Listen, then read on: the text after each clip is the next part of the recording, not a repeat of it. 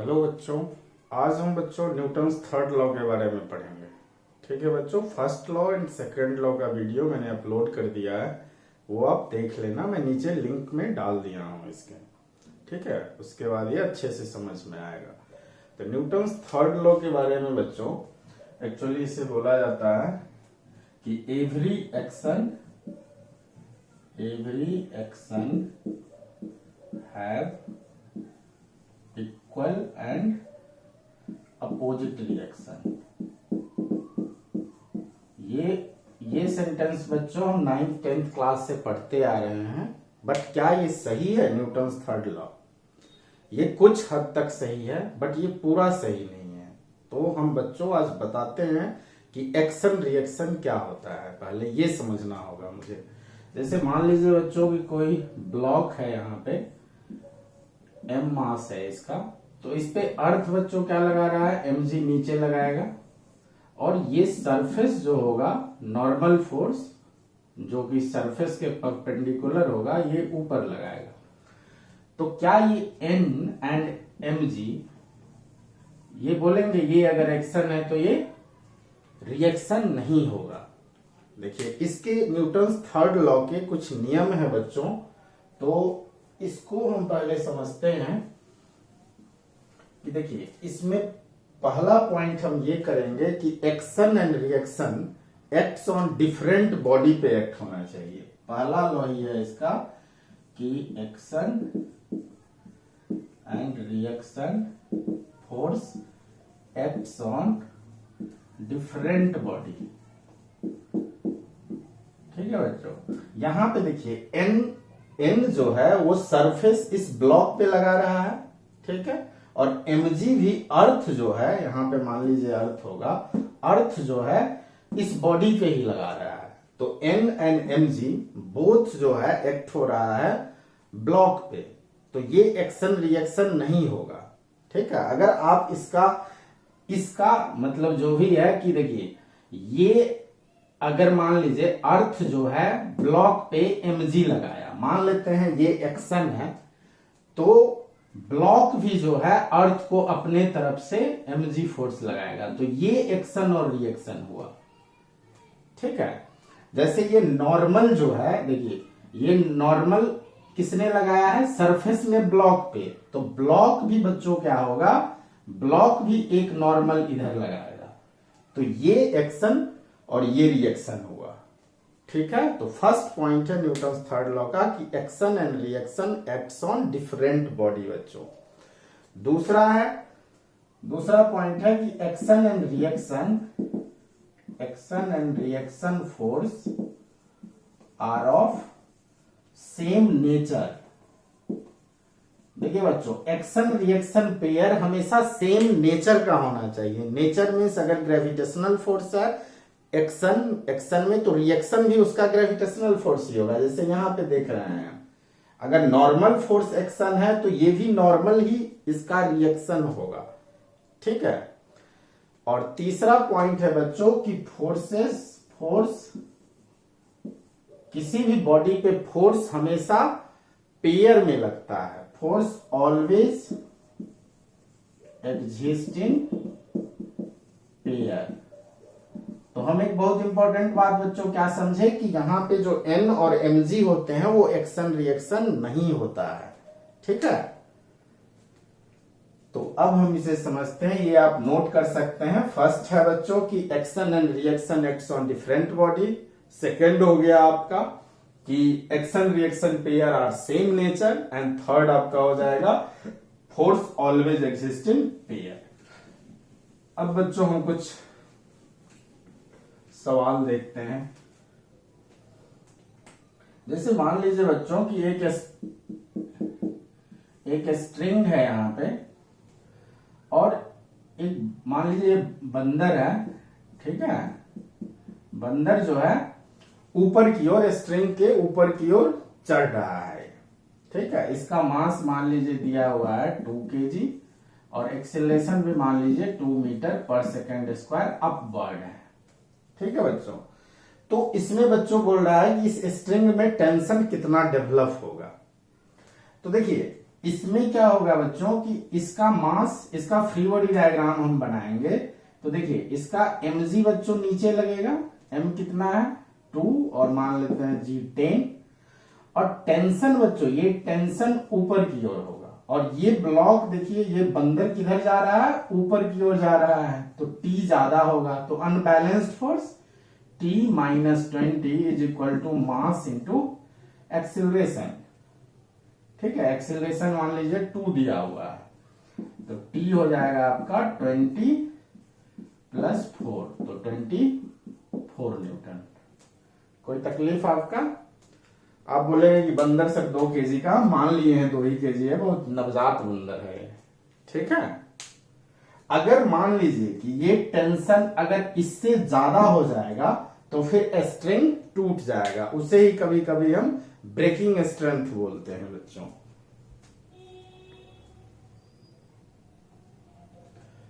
अब हम बच्चों लिफ्ट प्रॉब्लम करते हैं। लिफ्ट प्रॉब्लम ये 11th क्लास के लिए बहुत इंपॉर्टेंट है, इस पे बहुत सारे सवाल बनते हैं, या इसको हम वेइंग मशीन भी बोलते हैं। इसमें बच्चों थोड़ा सा कंसेप्ट है देखना कि मान लीजिए एक लिफ्ट है, इसमें एक आदमी,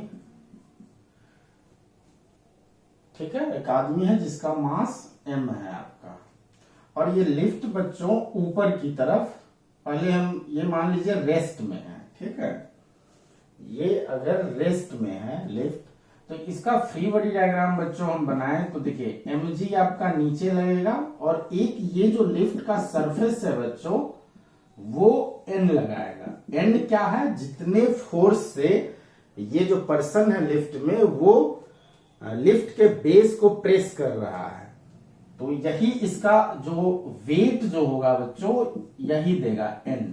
तो यहाँ पे अगर ये रेस्ट में है तो n is equal to mg हो जाएगा।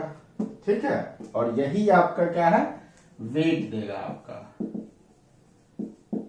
ठीक है, अगर मान लीजिए कि ये लिफ्ट अगर ऊपर की तरफ a एक्सेलरेशन से एक्सेलरेटेड है, ठीक है, तो बच्चों क्या होगा कि देखिए ये अब ऊपर की तरफ a से जा रहा है ये पूरा सिस्टम, तो देखिए n बड़ा हो जाएगा, तो n minus mg unbalanced force हो गया, is equal to mass into acceleration. तो n आपका हो जाएगा बच्चों mg प्लस ma, तो n हो जाएगा बच्चों mg प्लस a।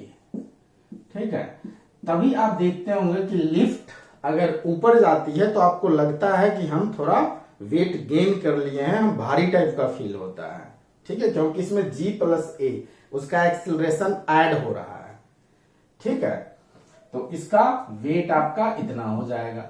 अगर यही लिफ्ट बच्चों अगर ये डाउनवर्ड मान लीजिए जा रहा है विथ एक्सेलरेशन a, अब ये लिफ्ट मान लीजिए डाउनवर्ड जा रहा है, ठीक है, तो कौन बड़ा हो जाएगा, देखिए फ्री बॉडी डायग्राम बनाते हैं, नीचे mg ऊपर आपका n, और ये पूरा सिस्टम बच्चों a से नीचे जा रहा है, मीन्स mg बड़ा होगा, तो अनबैलेंस्ड फोर्स हो जाएगा mg minus n is equal to mass into acceleration. तो m हो जाएगा mg minus ma, m common ले लेंगे तो g माइनस a, तो इस केस में वेट क्या होगा, डिक्रीज हो जा रहा है। ठीक है, वेट डिक्रीज हो रहा है। अब ऐसा नहीं है बच्चों कि एक्चुअल में वेट डिक्रीज, आजकल लोग जिम करते हैं तो अगर फीलिंग्स लेना है 2-4 सेकंड का तो आप लिफ्ट में बैठ जाओ और नीचे चले जाओ, उससे तो आपको लगेगा कि मेरा वेट बहुत जल्दी कम हो गया है।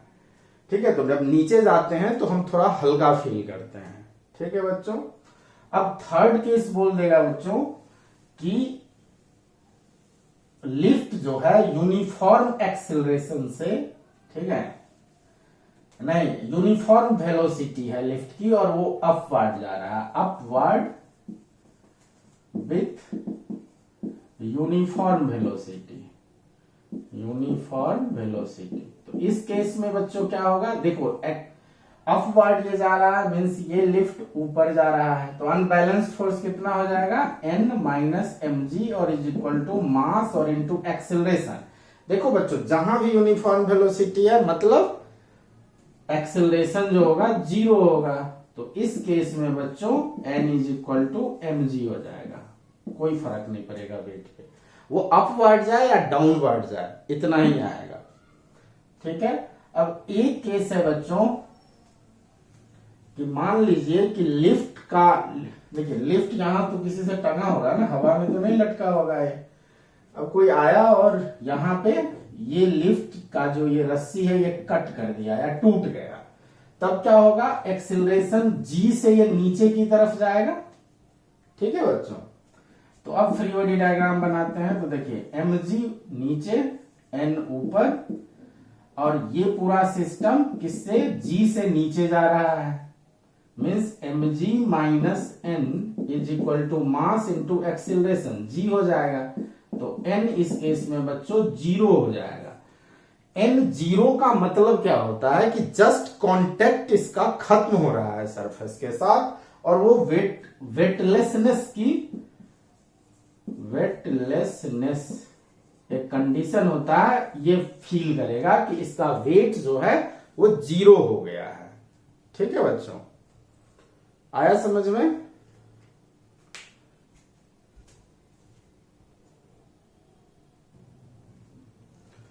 अब एक क्वेश्चन देखो बच्चों कि find the apparent weight of a man weighing 49 kg on earth. ठीक है, when he is standing in a lift which is rising with an acceleration of 1.2। तो देखिए फर्स्ट पार्ट बच्चों, हम एक लिफ्ट बना लेते हैं और इसमें एक आदमी है। इसका देखिए एम जी मतलब 49 और 9.8 इसमें बोला गया है, जी की वैल्यू 9.8 लेंगे। सरफेस आपको नॉर्मल ऊपर लगा रहा है। अब ये कह रहा है कि एक्सेलरेशन 1.2 से अपवर्ड जा रहा है ये। तो अपेरेंट वेट, अब देखिए वेट इसका थोड़ा बढ़ा हुआ मिलना चाहिए। तो देखते हैं, अपवर्ड जा रहा है मीन्स अनबैलेंस्ड फोर्स हो जाएगा, n minus this is equal to mass 49 हो जाएगा, और एक्सिलरेशन कितना हो जाएगा बच्चों 1.2। ठीक है, तो n इज इक्वल टू हो जाएगा 49 इंटू 9.8 प्लस 49 इंटू 1.2। तो 49 हम कॉमन ले लेंगे और 9.8 प्लस 1.2, ये कितना हो जाएगा बच्चों 49 और इंटू 10 और 11 हो जाएगा। अब इसको मल्टीप्लाई करेंगे तो मीन्स कितना हो गया ये आप देखिए इसको कि 9 और फिर 9 मतलब 44 और 6 50 और 3 53, तो इतना न्यूटन आ जाएगा। ठीक है, तो इसमें देखिए पहले कितना होगा इसका वेट 49 इंटू क्या हो जाएगा 9.8, और इसमें क्या हो गया बढ़ गया। ठीक है,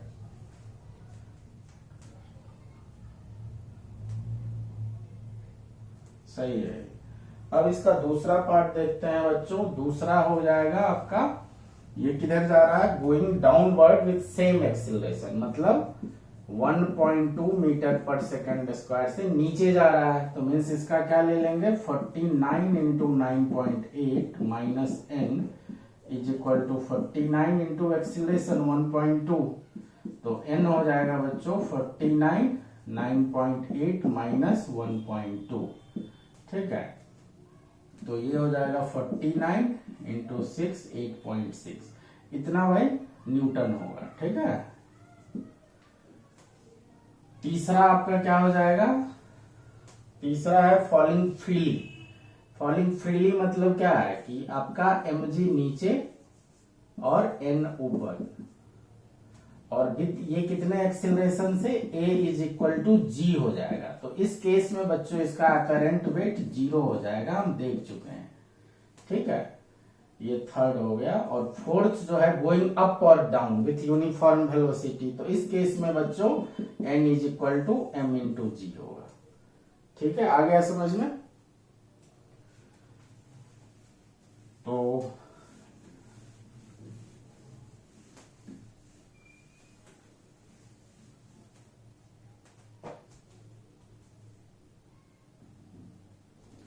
अब बच्चों दूसरा सवाल है, देखिए, a monkey of mass 20 kg is holding on a vertical rope. एक मंकी है, ठीक है,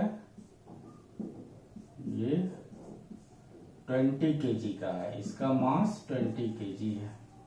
अब कह रहा है the rope will not break when a mass of 25 kg is suspended from it, but it break if the mass exceeds 25। मीन्स T जो टेंशन है वो मैक्सिमम कितने के लिए सह सकता है, 25 kg के लिए। मीन्स अगर जी की वैल्यू मैं 10 ले रहा हूं तो बच्चों क्या हो जाएगा, मैक्सिमम टेंशन जो होगा ये 250 न्यूटन ही झेल सकता है, ठीक है। तो बोल रहा है what is the maximum acceleration with which monkey can climb. तो देखिए हम क्या कर लेंगे कि T minus M G is equal to M into A होगा बच्चों। मैक्सिमम टेंशन कितना होगा, ये अगर मैक्सिमम होगा तो एक्सीलरेशन भी मैक्सिमम होगा। तो ये हो जाएगा 250 minus 20 into 10 is equal to 20 into a max, ठीक है।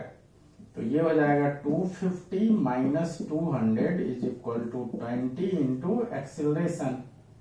तो ये हो जाएगा 50 is equal to 20 into a max, ये कट जाएगा तो ए मैक्सिमम एक्सीलरेशन इसका बच्चों 5/2 मतलब 2.5 मीटर पर सेकंड स्क्वायर ही होगा।